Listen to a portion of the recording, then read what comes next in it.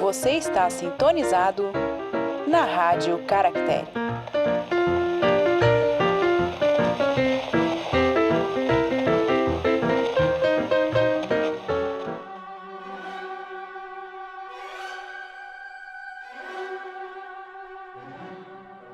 Olá, livrólicos de plantão! Sejam muito bem-vindos a mais um episódio da Rádio Caractere. Eu sou Suzane Madruga. E eu sou Glênio Madruga. E hoje nós vamos falar sobre O Conde Negro.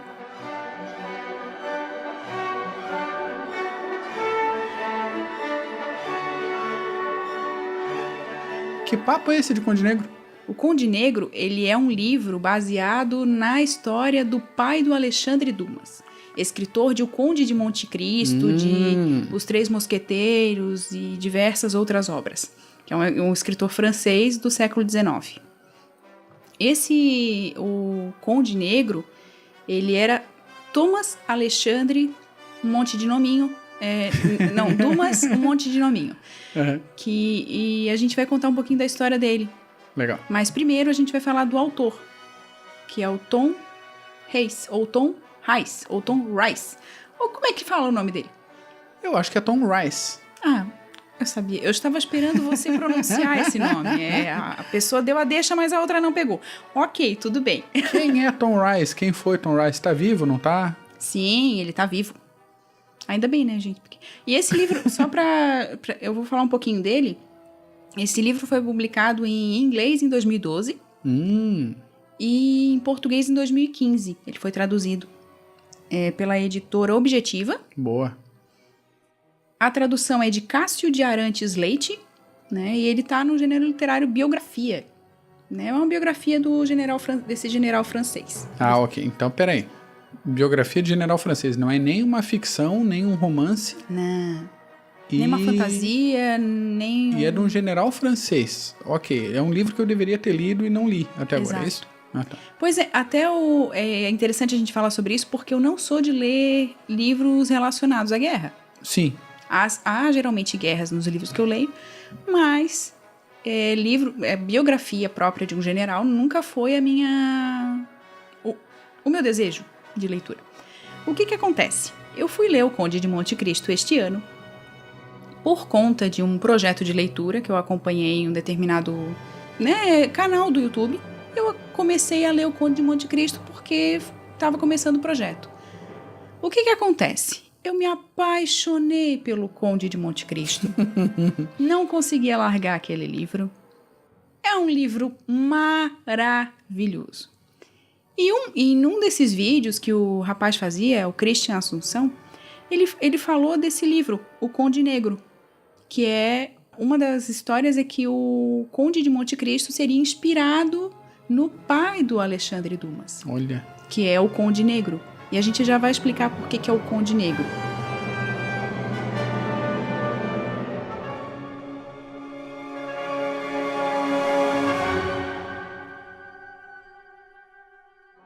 O que acontece? A gente foi procurar esse livro.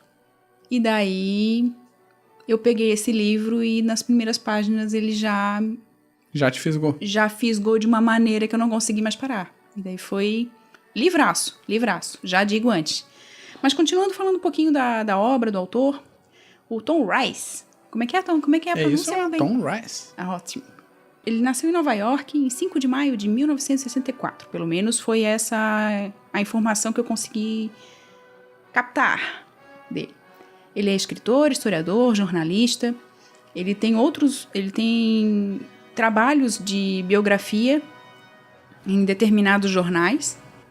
Se eu não me engano, New Yorker. Alguma coisa assim. Agora não lembro. E com o Conde Negro ele ganhou o prêmio Pulitzer e o Penn Jacqueline Broad na categoria Biografias em 2013. Ele vive em Nova York com a esposa e tem 2 filhas. Esses prêmios com nome complicado, né? Custava ser prêmio São José de literatura biográfica. Tão mais fácil. Aí fica meio quase crime a gente traduzir um negócio desse, né? É difícil, é difícil. Mas, enfim. Enfim, não é qualquer livro. É um livro de um autor que tem uma certa experiência aí, vencedor de Pulitzer, então... Sim, foi um livro coisa premiado. Boa, coisa de qualidade. Foi premiado em 2013 e a gente pega uma obra dessa e dá valor, porque ele fez uma pesquisa historiográfica muito legal, uma pesquisa documental muito interessante. Pois é, fala um pouquinho daqueles Dumasianos. Ah, sim, que eu já tinha comentado contigo antes da gente começar a gravar, né? É bem legal falar isso pra você. Você que nos ouve. O Tom Rice, ele leu quando era pequeno as memórias do Alexandre Dumas, né? Uhum. E nessas memórias, o Alexandre Dumas, ele faz uma referência ao pai, dessa lembrança que ele tinha de quando o pai morreu. Que ele tinha 4 anos de idade e ele lembra. Gente, é uma narrativa, assim, até de chorar, assim, é emocionante, linda. Nessa narrativa, por causa dessa narrativa, o Rice, ele fica com vontade de escrever sobre o pai do Alexandre Dumas, né, o Alex Dumas. E daí é isso que a gente vai falar hoje, um pouquinho dessa história. Infelizmente, a gente precisa contar aqui um spoiler. Sim, o protagonista morre, né? Mas, bom, voltando da brincadeira, esse autor, ele traz essas memórias. E daí ele vai procurar também. Então, ele encontra os Dumasianos lá em... Gente, a gente vai tentar... Eu vou provavelmente misturar algumas coisas em francês, porque tem coisas que não tem como ler em aportuguesado. E a gente vai aportuguesar muita coisa aqui também. Sejam... pacientes. Por favor, um pouquinho de benevolência. Isso, benevolentes. É essa palavra que eu queria. Né? Ouvidos... Pega leve com a gente. Ouvidos bondosos, generosos com as nossas pessoas, por Isso favor. aí. O Tom Rice, ele vai atrás da Vie Cotterêts, que foi onde viveu, né, a família Dumas, a família do Alexandre Dumas. Lá ele encontra um grupo chamado Os Dumasianos, que é um grupo que tenta manter a memória do Alexandre Dumas como escritor, romancista, né, do seu filho também como escritor, e traz também essa memória desse general francês. Bom, acho que é bom a gente já começar logo essa história, porque a gente já está perdendo bastante tempo aqui. Vamos lá.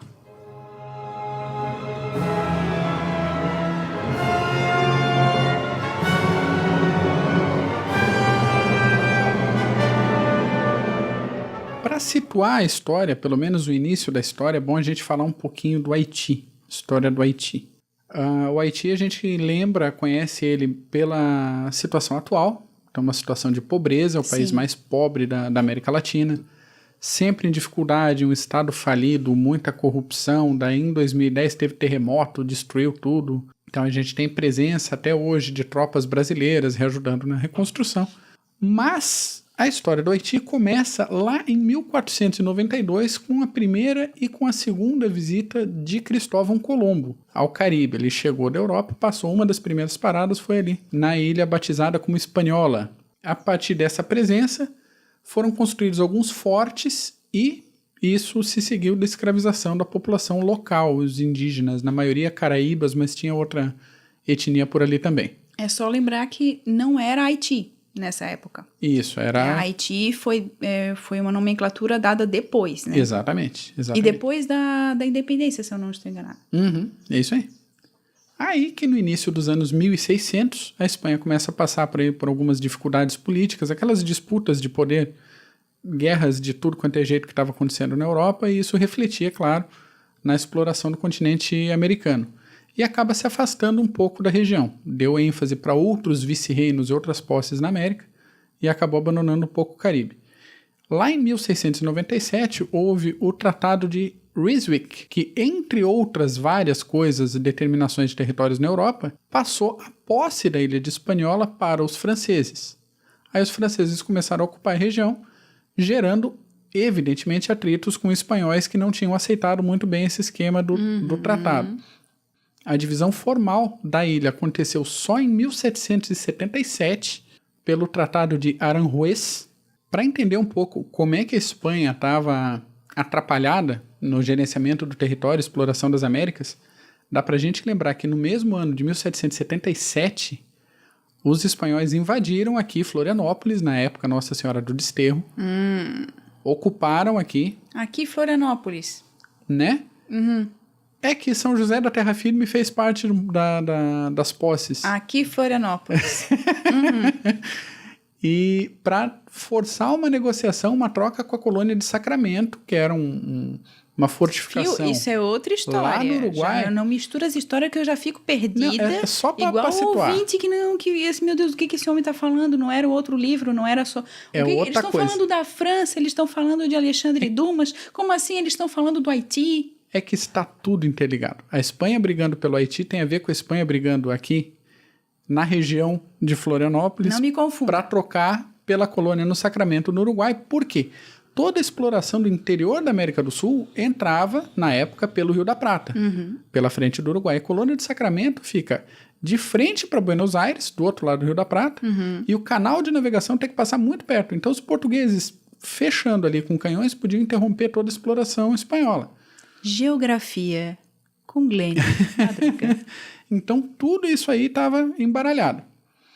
Voltando para o Caribe, os franceses começam a explorar mais ali a ilha de Hispaniola, então passam a cultivar cana, produzir açúcar numa qualidade e num volume tão grande que ajudou a quebrar o ciclo de açúcar do Brasil na época. Então, o frete era mais barato, mais rápido, porque era mais perto da Europa, e o poder de negociação francesa na época era melhor que o poder português. Tanto que a região foi chamada de a Pérola do Caribe, dado que era uma das colônias mais ricas e mais lucrativas da região. Em 1754, agora falando um pouco de população, havia 465 mil escravos. Tá? E para quem não gosta muito, trabalhadores escravizados, entenda como quiser, mas tratando como tratamento da época. Haviam 465 mil escravos e a classe dominante era composta por apenas 5 mil brancos. E daí a gente pega quem são esses 5 mil brancos? Quando acontece essa retirada dos espanhóis e a entrada dos franceses no que a gente chama hoje de Haiti, que na época era São Domingo? Ou Santo Domingo? Ou Santo Domingo, depende da tua fonte. Só para amarrar, não era só isso, escravos e dominantes brancos, tá? Também tinha... tinha os homens livres também. Negros e mestiços livres e muito branco pobre se ferrando também no Haiti. Então, é aquele negócio. Tem a formatação geral da sociedade, mas tem muita gente que está ali naquele limbo que a gente costuma ignorar, mas que existe. A população tem que se virar, né? Pobre vive de teimoso. Tem isso também. Mas, enfim, a gente vai continuar aqui falando de como começa essa história do Thomas Alexandre Dumas, né? Ele é filho de Alexandre Antoine David de Pelletier. Se eu estiver falando errado, gente, perdão, tá? Mas é alguma coisa por aí. É por aí, eu tentei ler dessa maneira, porque se eu fosse ler aportuguesado, ia ficar uma palavra bem feia.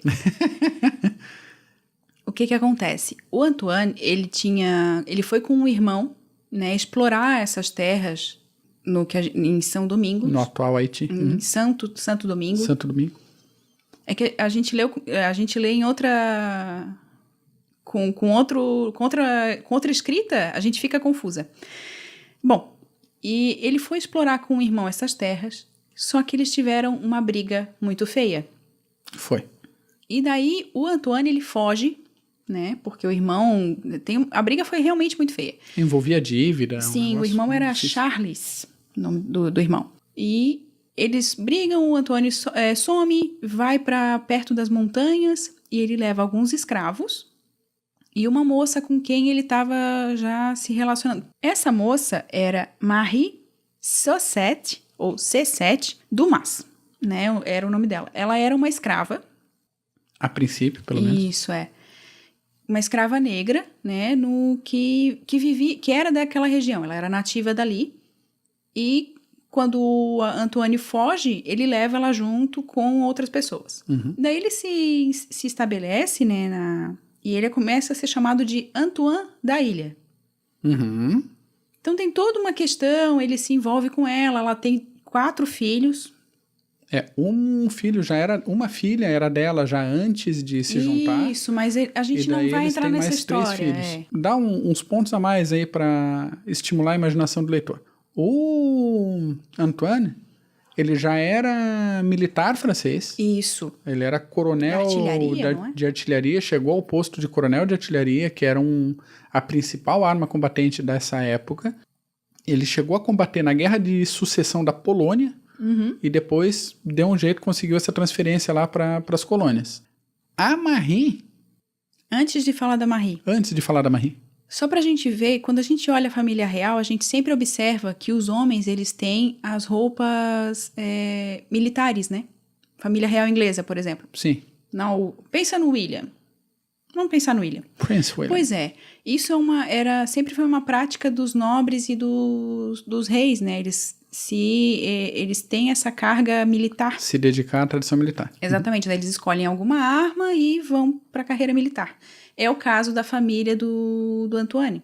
O irmão, ele, os demais familiares, ele era filho de militar. Então tem já, apesar da nobreza vir a trabalhar com outra coisa, ou se movimentar em outros setores da sociedade, a carreira militar, ela era praticamente quase, né, corria na veia dessas pessoas, era natural para eles. Era um ofício obrigatório. Exatamente. De toda uma tradição, que se a gente for puxar o barbante, vem desde a tradição franca dos reis guerreiros. Se a gente for lá atrás, vai. então a gente vai ficar aqui 5 dias de gravação de podcast. Bom, bem, e daí, a Marie? A Marie, ela é conhecida em algumas fontes como a grande matriarca de uma família de homens notáveis. Olha só que coisa bonita isso. E não... Tem que ser notável mesmo, para ter um pai daquele ali. Eu já explico a coisa ruim que acontece quando a gente lê sobre o pai do Thomas. A origem dela provavelmente era da etnia Yorubá, da região do Gabão. E ela é descrita em fontes da época, em fontes posteriores, como negresse, não mestiça. Era o que aqui no Brasil chamava de preto retinto. Ela, né? Então, se Como destacava. É que é o negresse. Você aprendendo francês, eu tenho que me virar também, né? E o sobrenome Dumas vem dela, não vem do pai. Exatamente, mas eu já explico também por quê. 2 possibilidades adiantando o teu texto. Possibilidade 1. Dumas. Não sei como é que pronuncia isso em francês. Dumas. Isso aí. Pode ser origem da fazenda, indicando que ela pertenceria à propriedade na colônia. Ou outra possibilidade de Duma, em idioma Fang, que significaria dignidade. Aí em idioma africano. Não fui procurar a origem do nome. Aonde vai? De onde veio? Qual é a documentação? Se não tem nem a documentação. Se você que está escutando a gente souber dessas informações, tiver material, manda pra gente que a gente esclarece no próximo episódio. É isso aí. Continuando. Não há registro de que houve casamento entre o Antoine e a Marie.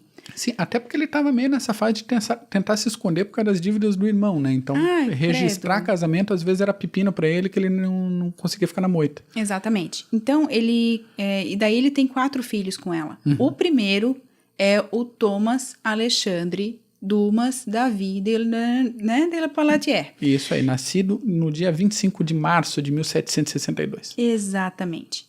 O próprio Tom, né, o autor da biografia, ele diz o seguinte, que a vida na ilha, sem dúvida, aperfeiçoou as habilidades naturais de Thomas Alexandre. Um biógrafo militar do século XIX atribuiu sua lendária destreza no cavalgar, a qual lhe permitiria combater a cavalo nos barrancos mais íngremes e nas pontes mais estreitas, ao modo como aprendeu a montar. Como se aprende nesses novos países, onde um homem deve amansar o animal que usará, onde o vigor e a agilidade substituem o conhecimento que é mais tarde adquirido na escola de equitação. Então ele era fera, assim. Vocês sabem o Rodrigo Hilbert? Ele é o Rodrigo Hilbert Mulatão do século XVIII. Né? Então, e daí tem essa questão. Ele é mulato, né? Ele era mulato, Thomas Alexandre. Mulato escuro, segundo as descrições. Segundo as descrições. E os irmãos, né, também nessa linha.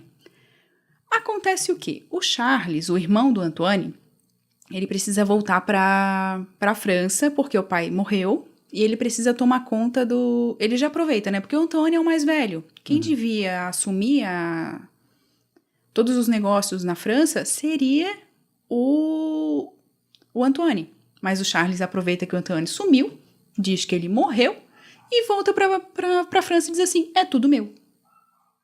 Gostasse da entonação, inclusive.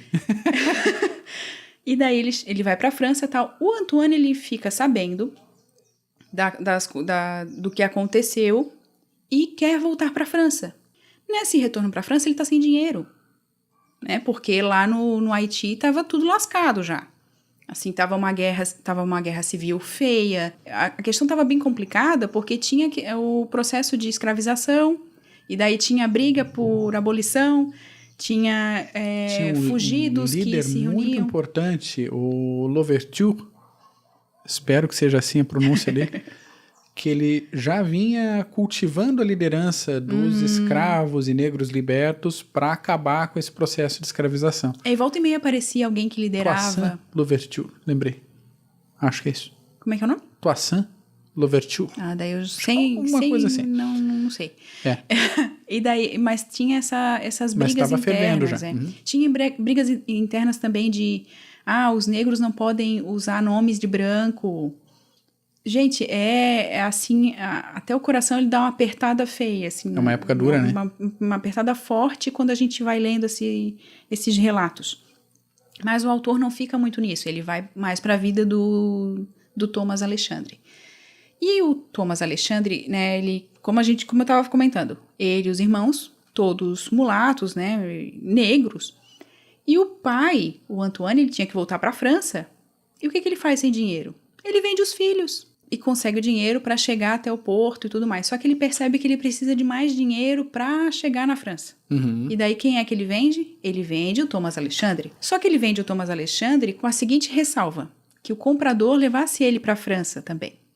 Então o comprador leva o menino para a França, só que na França há uma lei de não ter escravos. Exatamente. Pisou na França, isso, tá liberto. Só que não era assim, qualquer negro pisa na França e tá livre. Não. Tinha que chegar como escravizado.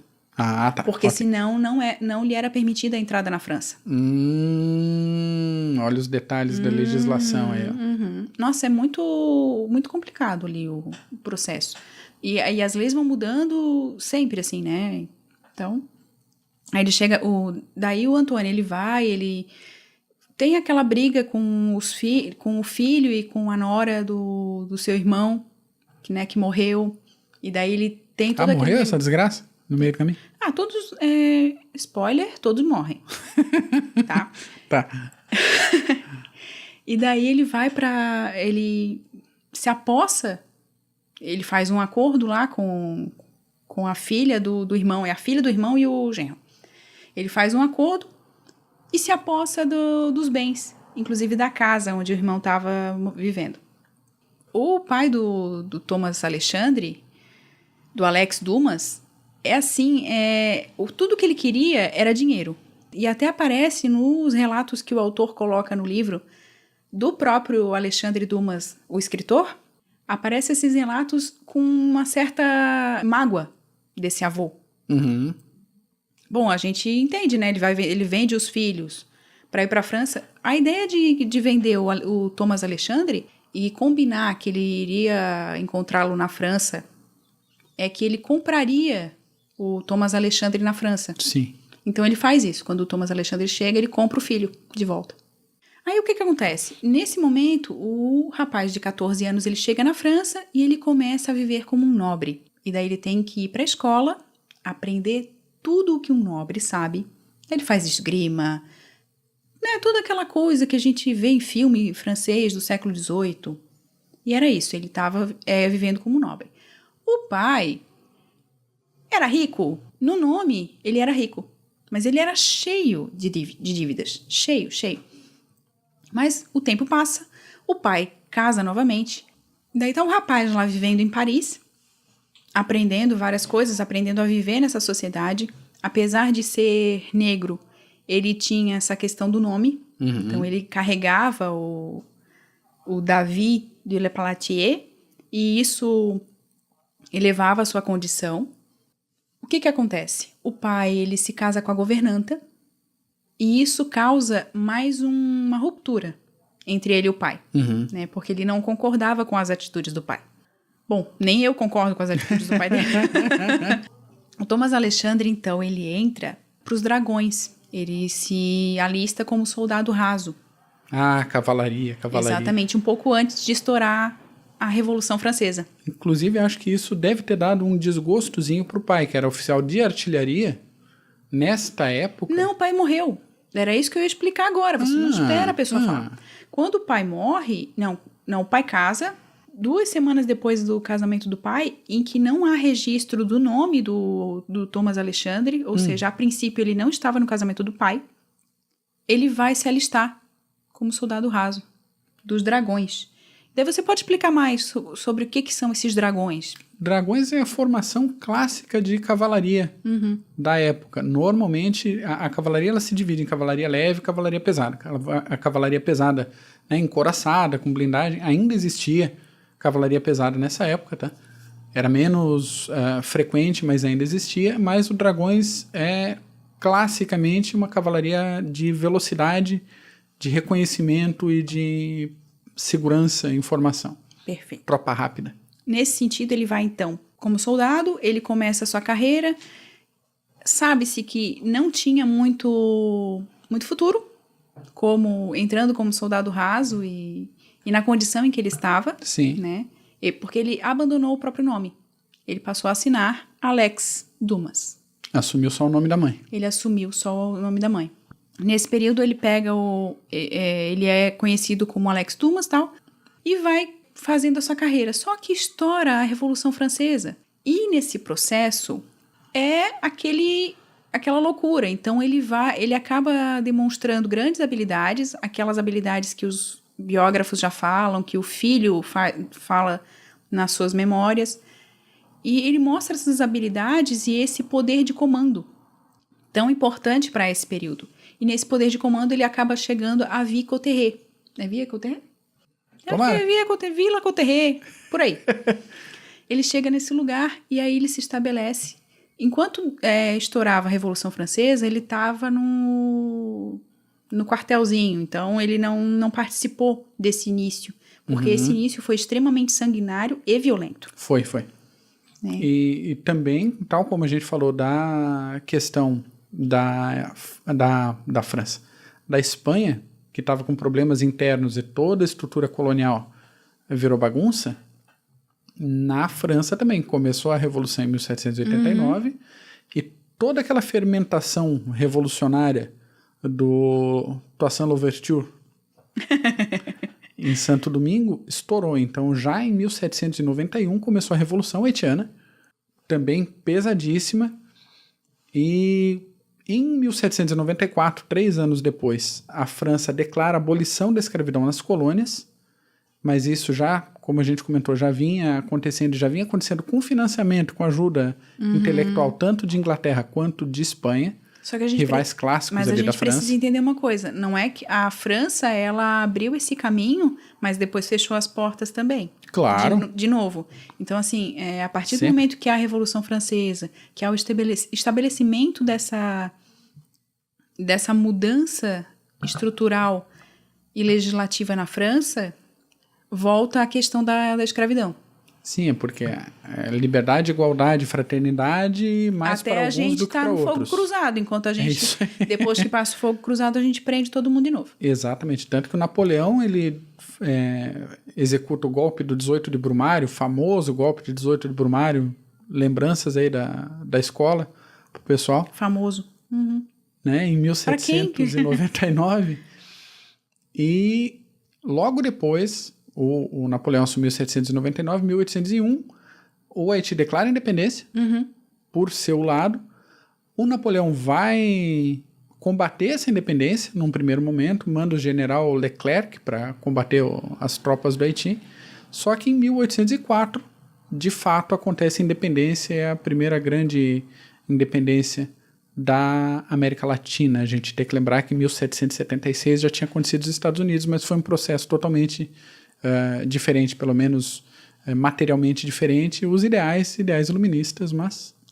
A pessoa é tão nerd que enquanto ela não falou da independência do Haiti, que ela estudou tanto, a independência do Haiti descansa. É um negócio muito legal. Nós vamos voltar ao podcast. Estou aqui na condição de host. Você vai largar a mão desse negócio de falar só do Haiti. A gente está falando da França. A gente está falando da França. A gente está falando da Revolução Francesa. Tem relação, mas se a gente for contar com as histórias de cada colônia que a França teve na sua história, a gente vai... Aliás, essa semana teve um referendo num território francês, na Oceania, a Nova Caledônia. E eles não quiseram... Eles não quiseram independência. Eles preferiram continuar sendo territórios da França. Ok, voltemos ao Conde Negro. O Conde, então... Ele não era conde nessa época, tá? A condição, essa questão do conde vem do pai, né? Que o pai era esse nobre. Tá? Mas, enfim, a gente vai chegar lá. O Thomas Alexandre, ou o Alex Dumas agora, ele, então, é colocado para levar ir com a tropa para Via Cotterêts. Lá ele conhece a sua esposa, né? A gente imagina a questão de guerra é o seguinte, quando não é essa questão de oi, tudo bem, estamos em guerra, podemos dormir ali junto com os cavalos. Não, gente. É assim, ó, a gente tá entrando, a gente precisa de lugar para ficar, e ficavam na casa dessas pessoas, mesmo que elas não apoiassem a revolução, ou nesse lugar nem se sabia direito o que estava acontecendo.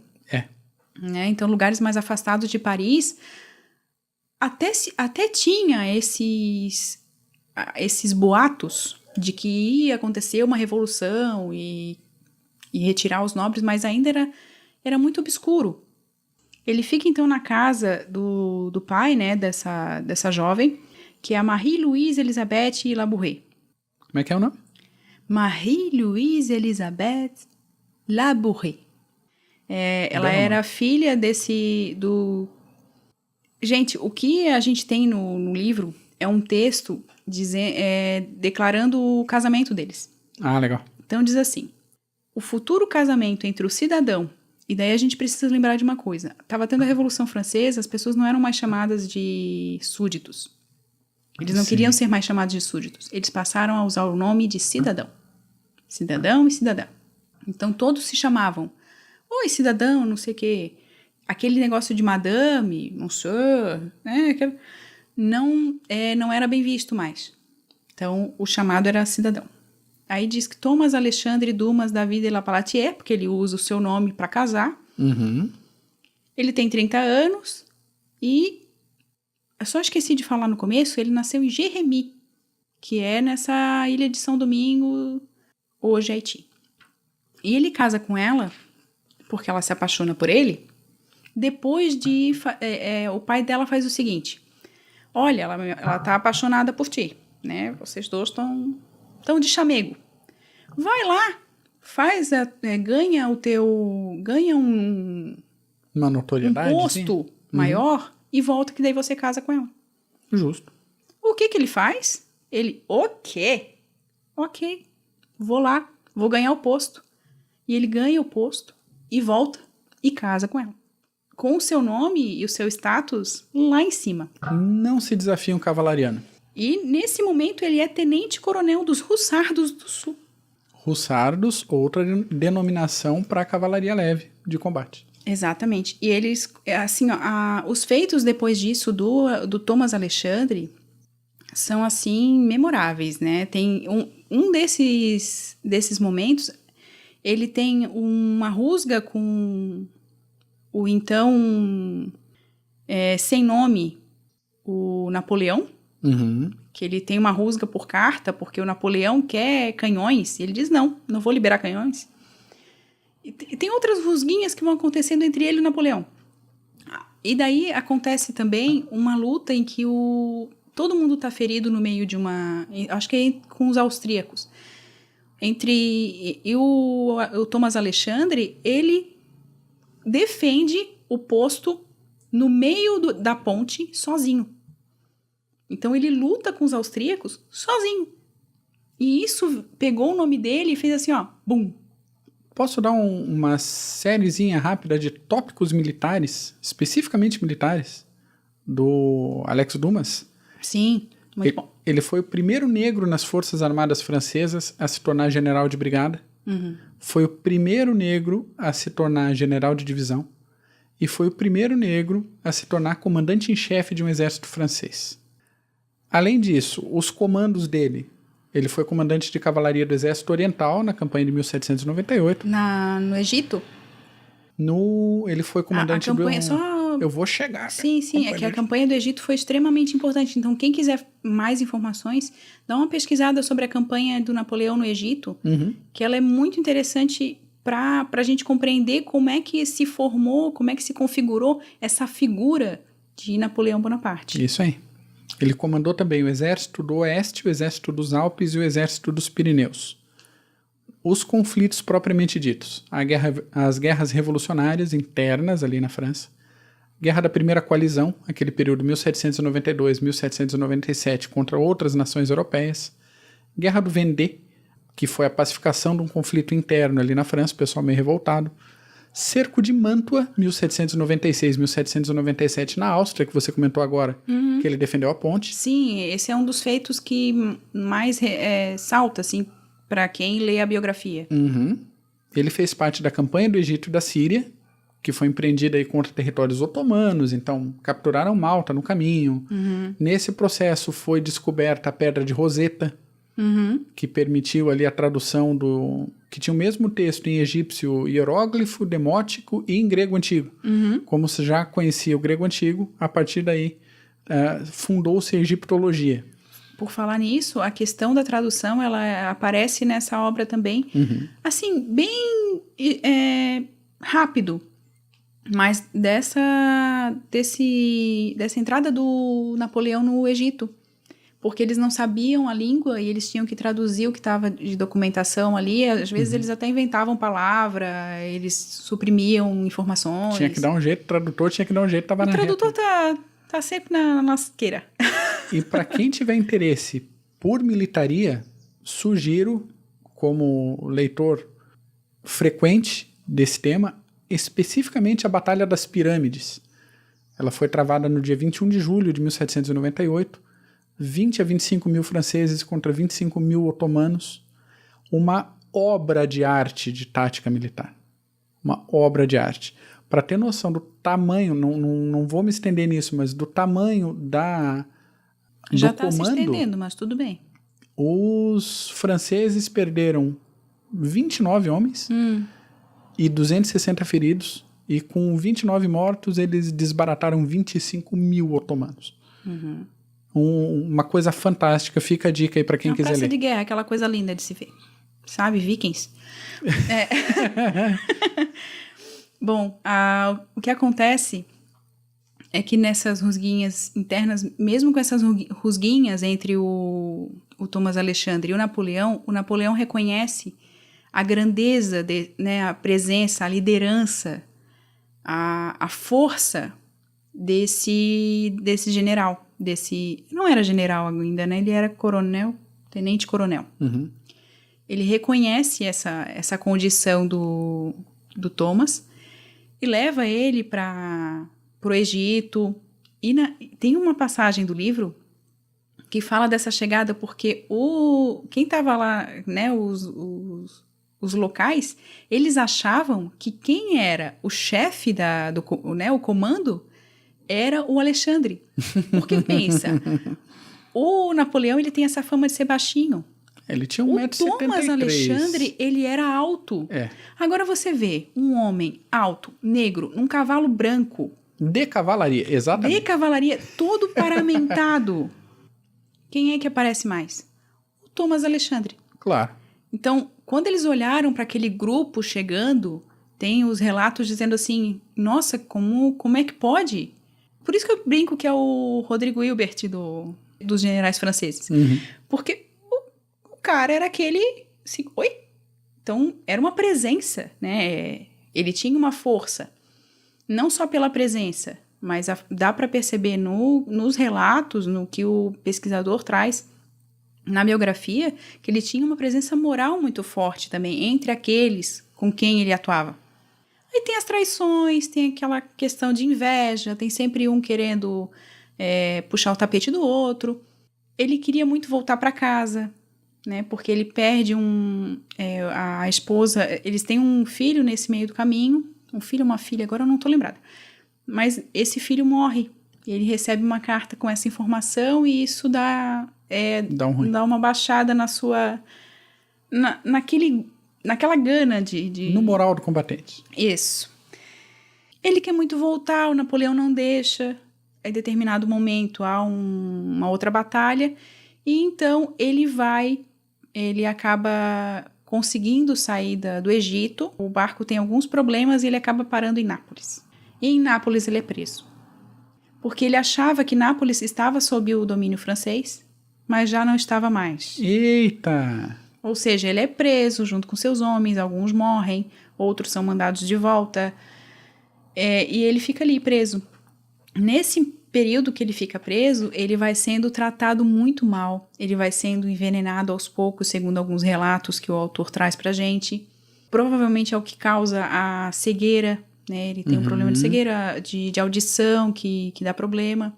O Thomas Alexandre, ele morre com câncer no estômago, provavelmente proveniente desse processo de envenenamento. Então, só mais tarde, muito debilitado, ele consegue voltar para casa. Daí que a gente tem a grande mente do Alexandre Dumas. Ele pega esse fato, que o pai ficou preso injustamente, esquecido. Quando a gente pensar em O Conde de Monte Cristo e a gente for ler essa biografia, provavelmente a gente vai ver muitas relações.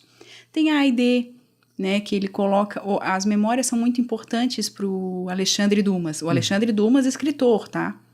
Ele é filho do Thomas Alexandre. E nessa importância, ele traz algumas memórias para as suas obras.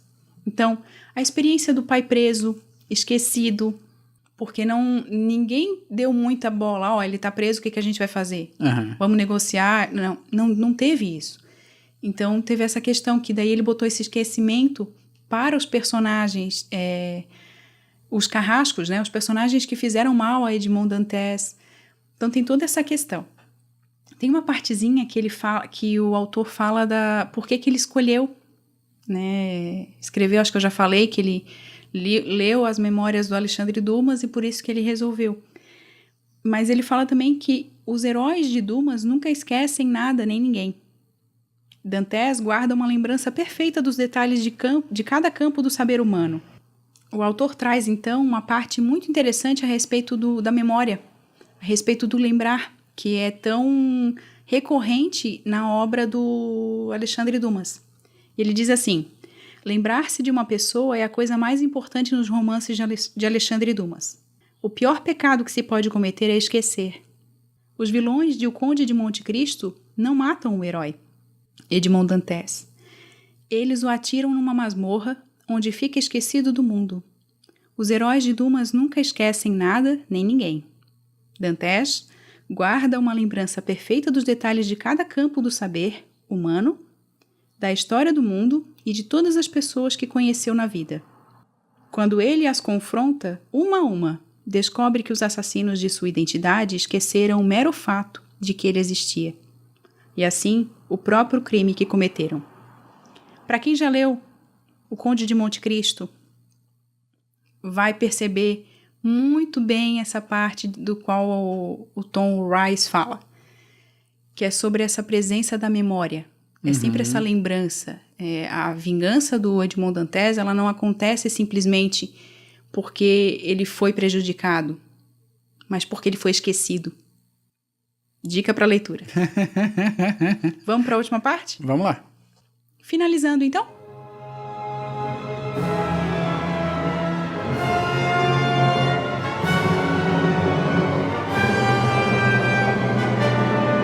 A gente traz uma obra do vencedor do Prêmio Pulitzer de Biografia, de 2013, uma obra belíssima. Eu que não estou acostumada a ler biografia de militares, eu adorei a linguagem, o modo como o autor aborda o assunto de maneira muito leve, sabe? Conversando com quem está lendo, trazendo referências do que ele pensa sobre o tema, a respeito dessa figura tão importante na história da França, inclusive, e que é tão esquecida. Há alguns fatos a respeito das lembranças acerca desse personagem da história da França, que é uma estátua que foi construída em determinado momento, só que ela foi derretida entre 1941 e 1942 por causa da invasão nazista. Então, os nazistas eles fizeram isso com muitas estátuas. Entre elas, a estátua do Alexandre Dumas, do Thomas Alexandre. Caramba! Né, que era esse general francês. E daí é que a gente tem aquela dorzinha assim, não tem mais como ter uma homenagem, né? Em Vie Coterre tem homenagens aos 3 Dumas, né? Que é o Thomas Alex Dumas, o Alexandre Dumas pai e o Alexandre Dumas filho. É uma família de Alexandres, né? A gente tem o Alexandre, Antoine, Davi, fulaninho lá, o primeiro que a gente tem notícia nesse relato. Daí tem o Thomas Alexandre Dumas.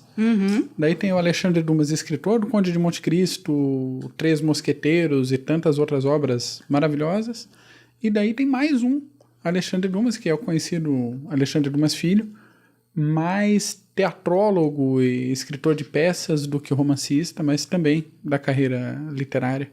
Que coisa interessante. Sim, e daí uma dessas tentativas do autor foi trazer essa figura para mostrar, olha, existia um homem negro que foi um general francês importante. Não sei se eu posso chamar de general. Sim. Ele foi general de brigada, sim, general, ele foi um general de francês divisão. Foi um general francês importante durante a Revolução Francesa, importante para a constituição dessa revolução, e que ele some da história. E é uma biografia muito... ele deixa claro que não é completa, mas ele deixa pistas para que quem tem interesse vá atrás. Recomenda esse livro para quem? Para quem gosta de biografias, primeiro. Para quem gosta de história militar, eu acho que é incrível. Para quem gosta de história militar, vai ser assim, de se lambuzar. E para quem tem interesse em conhecer a história também, em conhecer um pouco mais, a gente fica muito com aquela visão, nesse tempo era assim. Essa visão congelada? Congelada, como se aquele tempo só acontecesse dessa maneira e não acontecesse mais nada. Então, para quem tem interesse em conhecer a história, em conhecer um pouquinho mais até sobre as relações entre as colônias e a França, é muito interessante. Entre a França e a Inglaterra, é muito interessante. A influência da Revolução Americana, de independência americana, na Revolução Francesa, é muito interessante. Então, vale muito a pena. Legal. Alguma leitura paralela indicada? O Conde de Monte Cristo. Mais alguma? Neste momento, não me vem à memória. Eu, como falei da exploração e do início da presença europeia no Caribe, sugiro o livro Novo Mundo. Interessante. É um livro organizado pelo Eduardo Bueno, o gaúcho Eduardo Bueno. E ele traz uma coletânea de cartas do Américo Vespúcio. Cartas da época que foram mandadas para a Europa e alguns plágios cometidos na época, isso explicado com textos de apoio. É um livro maravilhoso. Não é coisa de hoje, gente. Plágio não. Ele plagiou gostoso, assim, na caruda, quase palavra por palavra. É uma leitura bem legal, bem agradável e curiosa, acima de tudo, a leitura de Novo Mundo. Boa. É isso, então? É isso. Agradeço a você, ouvinte, que acompanhou a gente até o final desse episódio. Convido você a conhecer o nosso site, caracterebooks.com.br. Se você estiver ouvindo pelo YouTube, considere baixar um aplicativo de podcasts e assinar o podcast da Caractere Books, assim como entrar em contato com a Podosfera e descobrir programas de assuntos variados e interessantes que tem para todos os gostos. Se você estiver pelo aplicativo, entra lá no YouTube, curte o nosso canal, dá um joinha. Se quiser, clique no sininho para notificação, que é legal, dá um apoio, dá uma forcinha pra gente também. E se tiver interessado nesse livro específico ou em outros que a gente comentou, alguns links estarão na descrição, porque a partir de agora a Caractere Books é um membro associado da Amazon, então comprando esses livros pelos nossos links você não paga nenhum realzinho a mais e ainda apoia as atividades da Caractere Books. É isso, gente. Pega um livro, relaxa o corpinho e até a próxima.